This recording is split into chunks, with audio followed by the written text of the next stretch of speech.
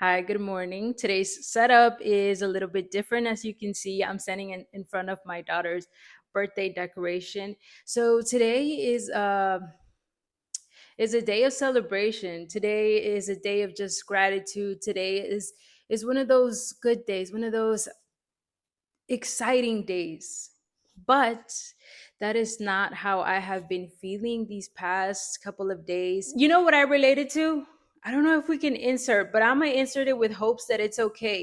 Yeah, I need a break. I need to go sit down. Actually, to be honest, there's no time for that. I need to start the icing, but I'm like emotionally in a fragile place, to be honest. I'm in a really fragile place.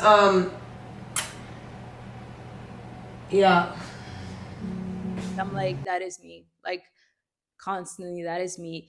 Emotionally fragile. I think that's how she put it. I'm not in a good space. And obviously I'm constantly taking that to the Lord, right? And I'm like, okay, like Lord, what's going on? Like what is happening? And I'm like, is it me? Like, is it me that I'm just not this joyous person? Like I want to be joyous. Like, why am I not joyous? I have every reason to be grateful, right? Which means being at peace, which means being filled with joy. So then when I'm caught up in those moods, I'm like, Lord, like, why do I feel like this? Why do I feel like this? These past couple of days, what's been going on is like, I've been feeling kind of like not connected to people. I've kind of I've felt like I'm in this like little bubble and nobody understands me. Like I feel that's literally how I felt.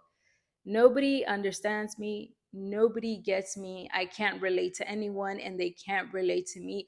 And that's lonely. Like that feels intimidating because the fact that it makes me feel, at least it made me feel like I'm this like weird kid. I'm this like abnormal, like there's something wrong with me, to the point of even feeling like, God, I don't even think you can solve this, God, because I'm so messed up. Like I got to the point of thinking I'm so messed up because I can't relate to anyone. But that's a lie. That is a lie. That is a lie. That is a lie. Because when I get on here, when I get on YouTube, there are so many that are feeling this way. So many that are feeling like misunderstood, that are feeling ashamed because they feel that way. They're feeling guilty. That I'm not alone and you are not alone either. God reminded me of this and I want to share it with you with the hopes that it's going to remind you as well of what truly matters, of what is important.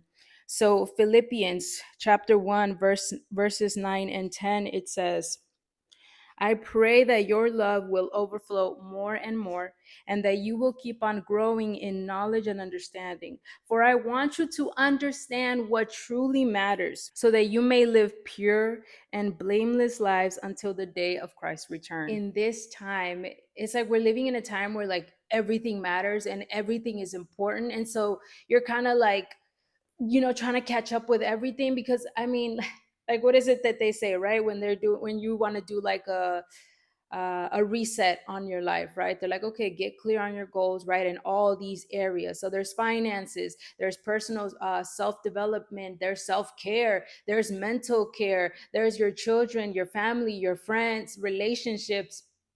Look, I'm already getting tired just speaking of it, right? There's your work, your career, your future, letting go of the past, healing your inner child. Like there is just, it is overwhelming because like they're making it seem and they're saying like all of this is important and all of this is a priority. Like in order for your life to be great, in order for you to be thriving, like all of this, you need to check all these boxes. You need to be doing all of this and be well at it.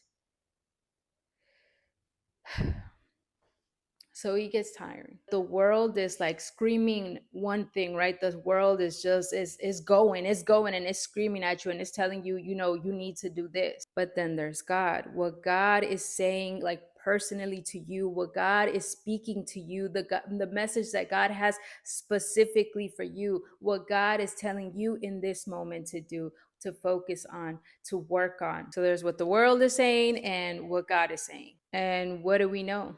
That you can't serve two masters. You can't be, dabbling a little here in the world and doing what the world is telling you while God is over here saying trust me. Like you can't trust God while still like doing everything that the world is asking of you to do. Right now, where God has us right now, God is setting us apart.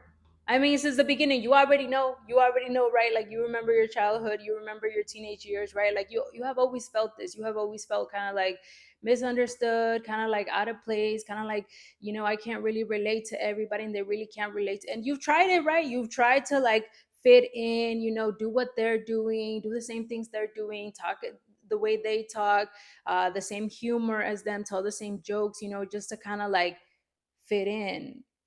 But you've always felt incomplete. You've always felt out of place. You've always felt set apart. So right now, this season that we're in, God is literally setting us apart. God is literally like establishing that, like that we need to know that. We need to know that. We need to understand that we are set apart, that we're not of this world. We're living in this world, but we're not of this world. And so I don't know how you've dealt with this, how you're dealing with this, right? If you too feel like misunderstood and out of place. But for me, those days, I mean, I was trying my best not to like cave in and to like reach out to people and to talk and be like, I just want to talk to someone and feel like they understand me and I understand them and we can relate to each other, Uh, but I really felt like God really tugging at my heart, right? Kind of like, just wait, just wait. Like that, honestly, that just wait. Like seriously, that's God's that's God's message for me constantly. Like, just wait. And I'm like, God, but the world is saying, like, I need to be doing this. I need to be doing that. Like, I need to work on this. I need to work on my goals. I need to like speed it up. And God is like, God keeps taking me back. God keeps taking me back to like all the verses that say, just wait. You see how the world is saying one thing and God is saying another. So, and they're both contradicting each other. So it's not like I can do both, right?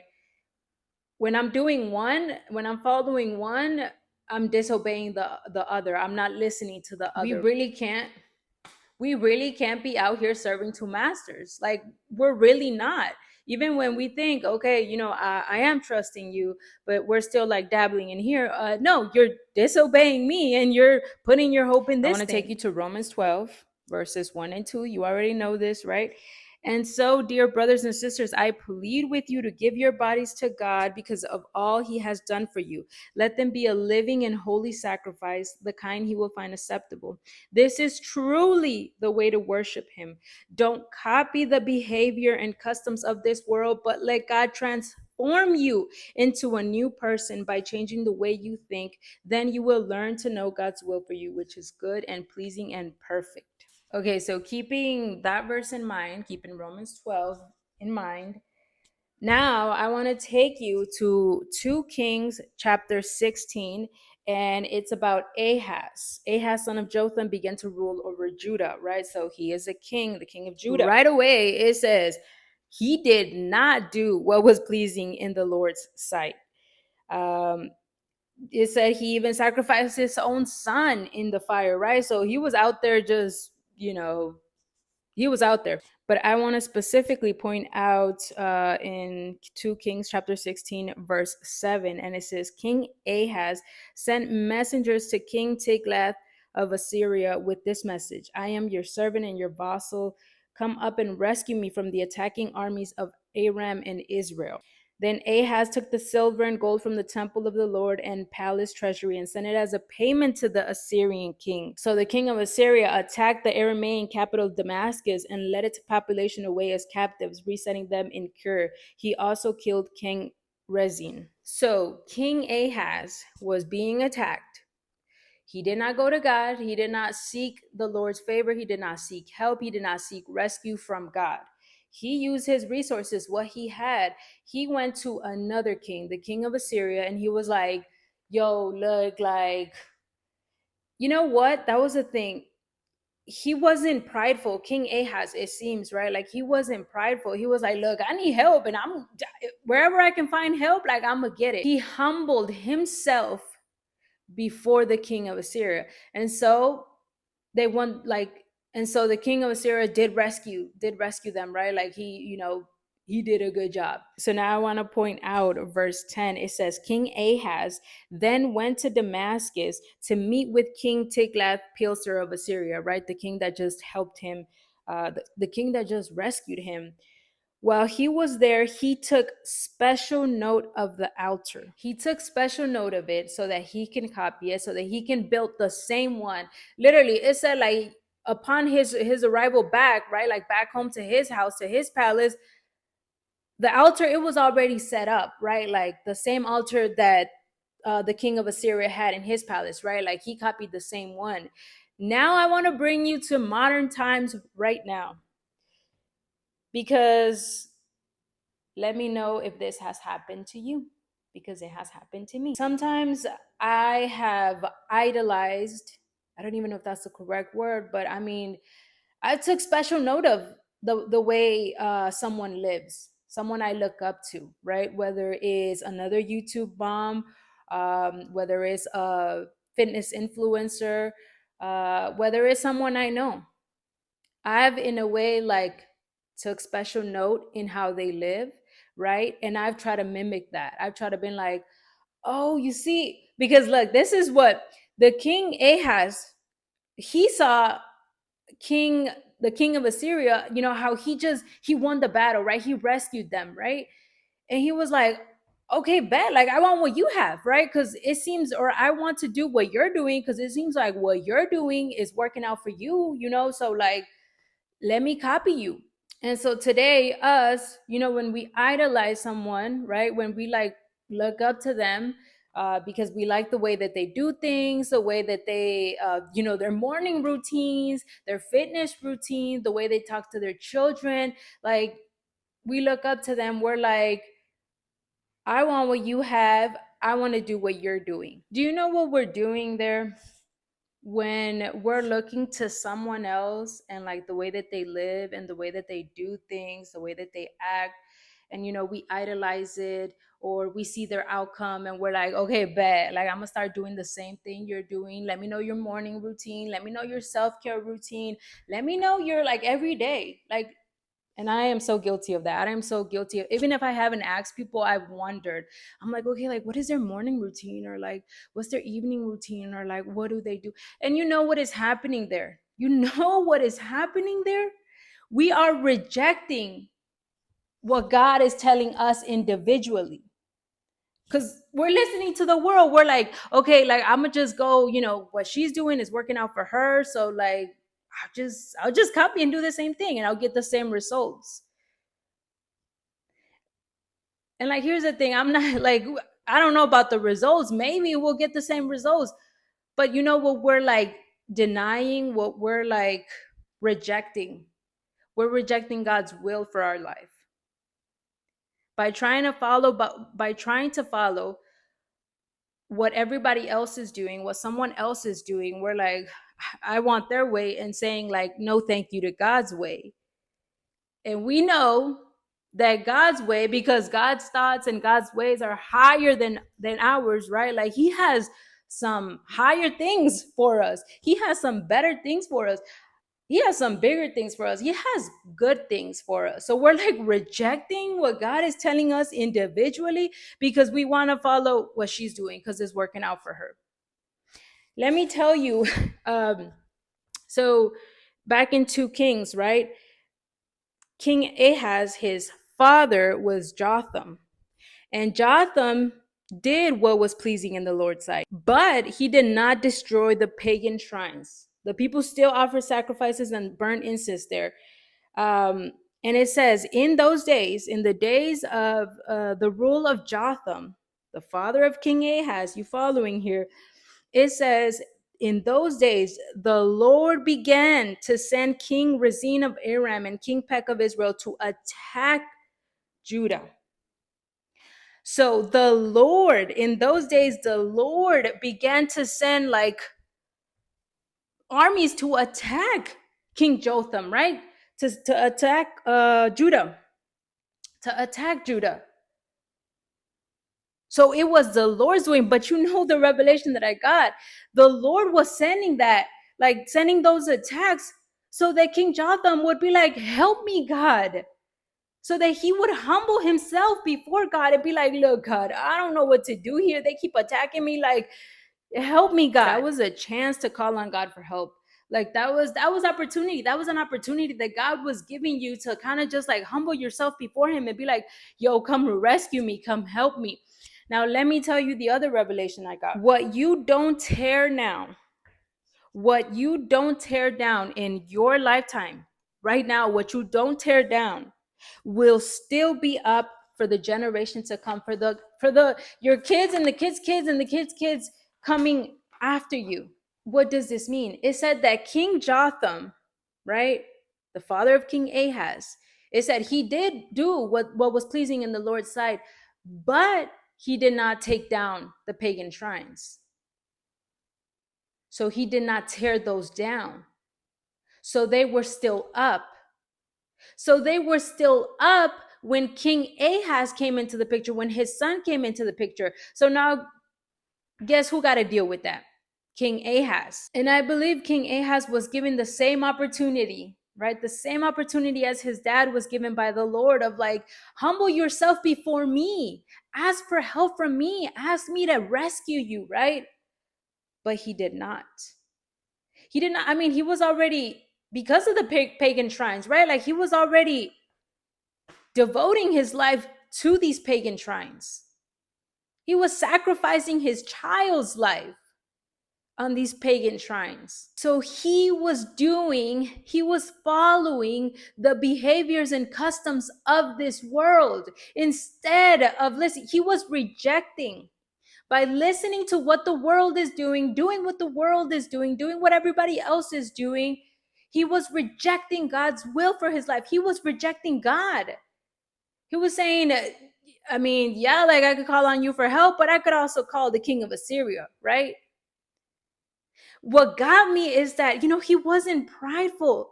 He humbled himself before King Assyria. In 2 Kings 16, verse 18, I believe I just lost it. Where'd you go? 18, it says, in deference, I had to look up deference because, it says in deference, which means in humble submission, in respect. In respect to the king of Assyria, he also removed the canopy that had been constructed inside the palace for the use on the Sabbath day, as well as the king's outer entrance to the temple of the Lord, right? Like he was bowing down. King Ahaz was bowing down to the king of Assyria out of a respect for the king of Assyria. The respect, the honor, the reverence, the awe, the admiration that only God deserves. Yeah, he was like, yeah, the king of Assyria deserved it because he rescued me. He got my back. Okay, so now back to Romans 12, right? We are given the instruction, me and you, we are given the instruction of don't follow the ways of this world. Don't follow their customs. Don't follow their behaviors. Don't do none of that. And I think me and you, we're following it, but we're what's happening right now is like we're getting the results of doing that, of listening to God's instruction, right? And the results are like, well, now we feel kind of alone, and now we feel misunderstood, and we feel that loneliness, and it doesn't feel like a good place to be. So the encouragement that I have for you is the same encouragement that God gave me, and like God is literally just saying, keep holding on, keep going. Like you're doing good, just keep going on, keep holding on. Cling to God's word, cling to God, keep dwelling in God's presence, keep going to God, keep seeking God, keep dwelling in his presence, like keep clinging to God. Like I know some days are like, Lord, but you gotta cling, you gotta hold on. Because we already know the result of following this world. You already know the result of following this world. It doesn't feel good. It's not good. But what God has for me and what God has for you is something good, is something that we can't even imagine. And I know I want that. I want God's will for my life.